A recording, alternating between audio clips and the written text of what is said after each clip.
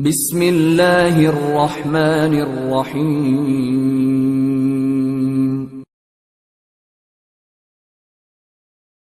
ریزگاری کرتے ہیں، ہاں دھکے کھاتے ہیں اور مشین کے ایک پرزے کی طرح چلتے رہتے ہیں.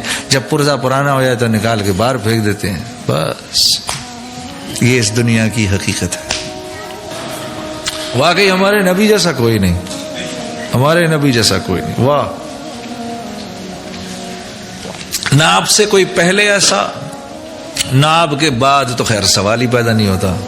ہاں جی، آپ جیسا اشرف، آپ جیسا اعلی، آپ جیسا انسب، آپ جیسا ابحا، آپ جیسا وسیم، آپ جیسا قسیم.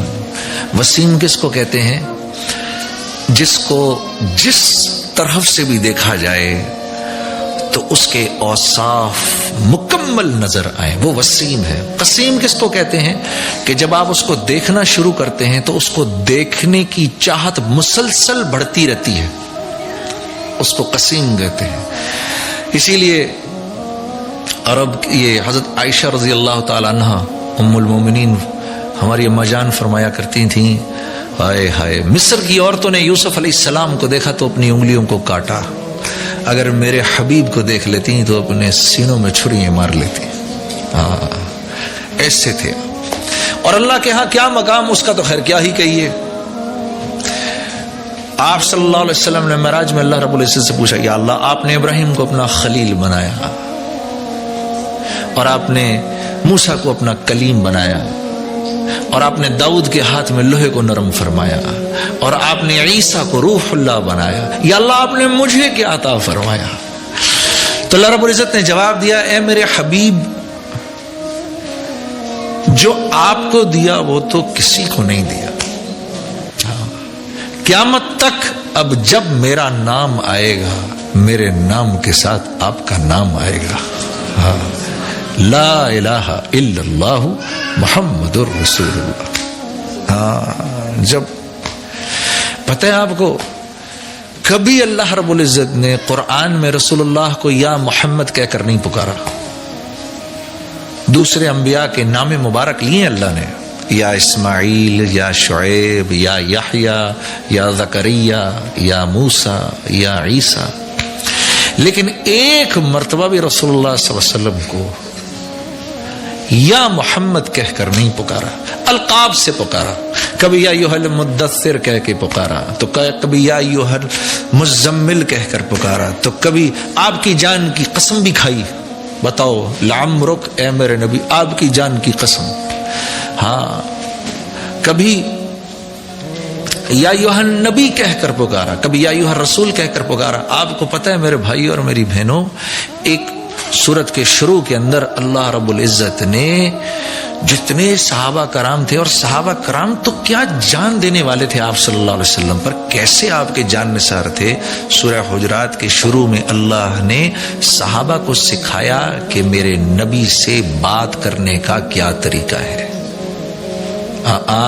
آواز نیچے اونچی نہیں کرنا، یہ جتنا کیا ہے سب کینسل کر دوں گا. ایک صحابی مسجد میں آتے تھے، انہوں نے مسجد میں آنا چھوڑ دیا، گھر میں بیٹھ کر خوب رویا کرتے تھے، رونا شروع کر دیا انہوں نے جب یہ آیتیں اتری، یا ایھا الذین آمنوا لا ترفعوا اصواتکم فوق صوت النبی. وہ گھر بیٹھ گئے. پھر آپ صلی اللہ علیہ وسلم نے کہا فلاں بن فلاں کدھر ہے؟ کہا یا رسول اللہ وہ گھر بیٹھ گئے. بلاؤ اس کو.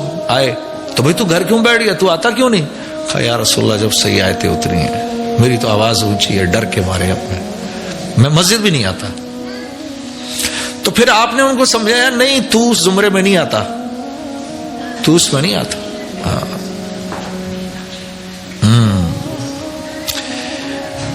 تو جس نبی سے بات کرنے کا طریقہ اللہ سمجھائے لوگوں کو، اور وہ بھی جان نثاروں کو، تو اس نبی کا اللہ کے ہاں کیا مقام ہوگا. اور جو اپنے آپ کو اس کے رنگ میں ڈھال لے گا پھر وہ اللہ کے ہاں کیسا ہوگا. آپ دیکھو، سوچنے کی بات ہے. حضرت بلال رضی اللہ تعالیٰ عنہ تھے تو غلام، کیا تھے جی؟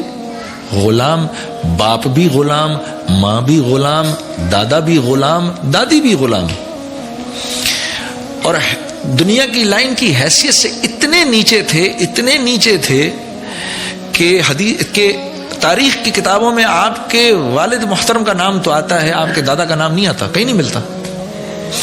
لیکن اللہ اکبر، نسبت جوڑ لی محمد صلی اللہ علیہ وسلم سے تو اللہ کے نبی فرما رہے ہیں تو چلتا زمین پر ہے اور تیرے قدموں کی آواز اے بلال عرش والے سنتے ہیں.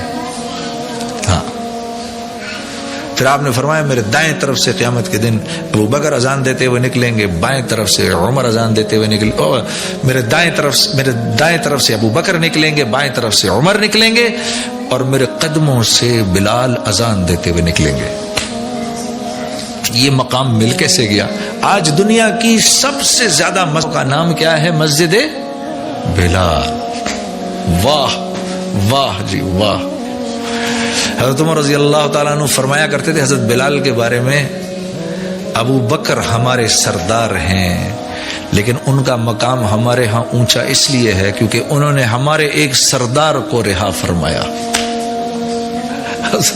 انہوں نے ہمارے ایک سردار کو رہا کیا، تو حضرت بلال کو اپنا سردار کہا کرتے تھے. یہ اس نسبت کی وجہ سے. اس کے برعکس ابو جہل بھی تو ہے عرب سردار، بنی مخزوم کا سردار. یہ بنی مخزوم رسول اللہ کا جو خاندان تھا، بنی ہاشم، اس کی ٹکر کا قبیلہ تھا، اس کی ٹکر کا خاندان تھا. اسی لیے تو یہ آپ کو نبی بھی نہیں مانتا تھا بدبخت، کہ بھئی یہ بنو ہاشم جو ہیں یہ حاجیوں کو بھی کھانا کھلاتے ہیں اور نبی بھی ان میں آ گیا. یہ نبی اگر بنی مخزوم سے ہوتا تو میں اس کو نبی مان لیتا. اکڑ ایسی. اور اس کو ابو الحکم کہتے تھے میرے بھائی اور میری بہنوں. ابو الحکم حکمتوں والا. 21 سال کی عمر میں یہ قریش کے جرگے کی سرداری کرتا تھا. 21 سال کی کوئی عمر ہوتی ہے؟ ان کے فیصلے کرتا تھا. نسبت نہیں جوڑی محمد صلی اللہ علیہ وسلم سے. آج ہم مذاق میں بھی کسی کو ابو جہل نہیں کہہ سکتے. یہ اتنی اونچی نسبت ہے. اللہ اس کی قدر کی ہم سب کو توفیق دے دے. ہاں میرے دوستو، ہاں. اسی لیے میں ایک بات آپ کو عرض کرتا ہوں، دیکھو ایسے جملے مت بولا کرو، ہم سے تو بہتر وہ غیر ہیں. خدا کے واسطے آپ محمد صلی اللہ علیہ، یہ تو مترادف ہوا محمد صلی اللہ علیہ وسلم کے سینے میں چھرا مارنے کے. یہ جس مسلمان کے بارے میں آپ کہہ رہے ہیں نا کہ بھئی ہم سے تو اچھے وہ ہیں، اس کے دل میں کم از کم کلمہ تو ہے، اس کے دل میں محمد صلی اللہ علیہ وسلم کا نام تو ہے. آپ کاغذ پہ گرا ہوا پرچہ، اس پہ کلمہ لکھا ہو، یہاں نیچے پڑا ہوا دیکھیں، آپ ایک دم اٹھا لیں گے اس کو صاف کر کے پوچھ کے، یا جیب میں رکھ لیں گے، اوپر کہیں رکھ دیں گے کہ بھئی اس پرچے پہ لکھے ہوئے کلمے کی تو اتنی عزت. اور یہ جو کلمہ جس مسلمان کے دل میں ہے اس کے بارے میں ہماری یہ رائے بنے، نہیں، یہ محمد صلی اللہ علیہ وسلم سے وفا نبھانا نہیں ہے. یہ تو آپ صلی اللہ علیہ وسلم کی دل میں نعوذ باللہ قدر و منزلت کا کم ہو جانا ہے. اس کے دل میں اللہ کے نبی کا نام ہے، وہ کلمہ ہے جو آپ صلی اللہ علیہ وسلم لے کر آئے. آپ کو پتہ ہے 7 سلام بھیجے ہمارے نبی نے ہم پر.